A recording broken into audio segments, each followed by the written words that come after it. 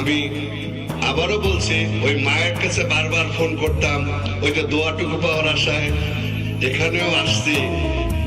আমাদের সামনে হয়তো একটা সুন্দর নির্বাচন হবে, সেই নির্বাচনে আমি একটা প্রার্থী হিসেবে একটু দাঁড়াতে চাই, একটু কাজ করতে চাই।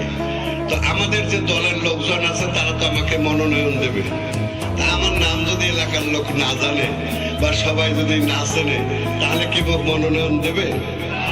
এই জন্য মই আসছি যে এতগুলা লোকের সরদ দাঁড়ে বললাম, ভাই মোর নাম রুহুল আমিন, মোর দলের নেতা, আগামী দিনের রাষ্ট্রনায়ক তারেক রহমান, যিনি তার বাবা দিয়েছিলেন 19 দফা, তিনি রাষ্ট্র পরিচালনার জন্য 31 দফা ঘোষণা করেছেন।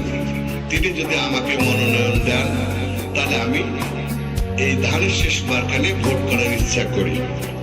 যদি আমি ধানের শীষ মার্কার মনোনয়ন না পাই, যাকে ধানের শীষ মার্কা দেবে আমি তার ভোট আরো বেশি শক্তি নিয়ে করবো, যেন আগামী দিনে মনোনয়ন পাই।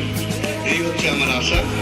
আর আপনাদের কাছে আমার পরিচয়টুকু বিশেষে আপনাদের সাথে যদি এই কথাবার্তা হাটে বাজারে যে যদি একটু বলেন যে আরে অনেকগুলো লোক তো দারবাচ্চা বিন্দু আমার থেকে যে বাগানের লোকটা রুহুল নয় বলে দারবাচ্চা, এই কথার ঢেউটা আস্তে আস্তে উপরে পর্যন্ত যাবে, তাহলে বড় উপকার হইবে। আপনারা সবাই ভালো থাকেন, পরিশুদ্ধ পরিচালিত সুন্দর জীবনযাপন করেন।